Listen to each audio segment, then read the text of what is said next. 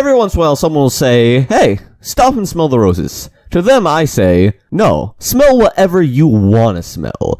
There's no point in really stopping smelling the roses if that's not what you want to smell. If you want to smell that dumpster over there, go smell it. If you want to smell that small child, go smell that. Pick it up, just like taking a big old sniff and smell it to the max of your ability. I mean, you might go to jail or prison or whatever for being a child offender, but that's just the law trying to keep you down. But really, the point of this is to say, don't really listen to people ever. Listen to me and don't listen to people, okay? Okay, I'm glad we got that clear.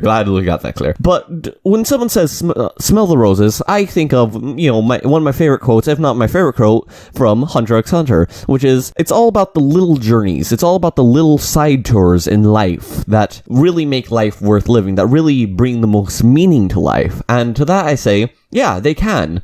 But if life's only a bunch of side tours, then eventually that becomes your main tour. Eventually that becomes your main thing. Your main road is going down all the side paths. And that's okay. Your entire road can be going down side paths, but you gotta understand, it's gotta be a mixture. You've gotta stop some of the roses sometimes. And sometimes you gotta realize, whoa, I'm giving birth right now. I don't think I have time to stop and smell the roses. My water just broke. And it's just like, no, you're good. Just smell the roses. No, I really think I should get to the hospital. This kind of goes on with other coherent ramblings, such as to work out or to not to work out, or to give 100% ? And both of those, I kind of discuss the same sort of topic, which is, should you spend time doing these things that are good for you in some ways, but not necessarily in other ways? There are certain times where, yeah, you gotta give 100% of yourself. There's certain times where you gotta work out. There's certain times where you gotta smell the roses, where you just gotta stop and say, hey, I need to smell these roses for me. But other times you gotta say, hey, I'm gonna smell whatever I want to smell, and ain't nobody tell me otherwise. And that's what you gotta do. You gotta realize the moments when you can smell and when you can't smell. You gotta realize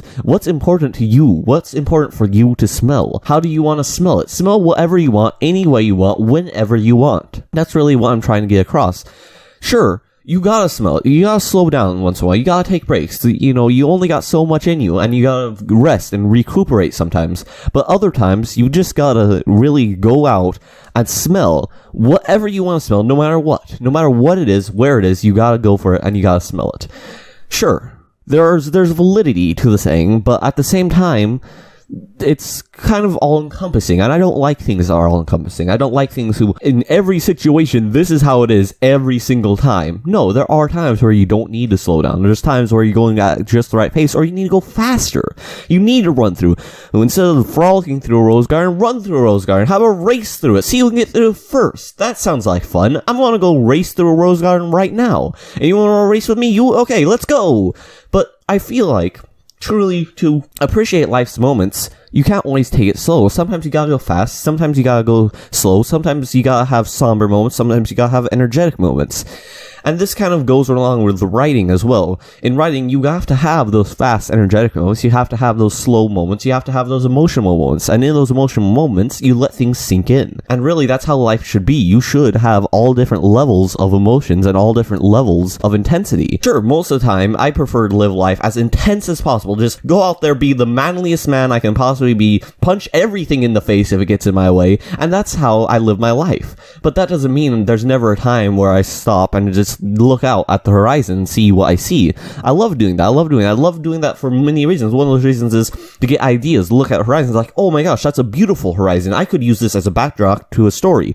And that would be great. And you need to do that. You need to learn from the things around you. You need to learn from smelling roses. You need to sometimes stop and evaluate what's going on around you and appreciate the immediate area. But you don't have to do that every time. Sometimes you just gotta stop and realize, hey, I can smell whatever I want to smell.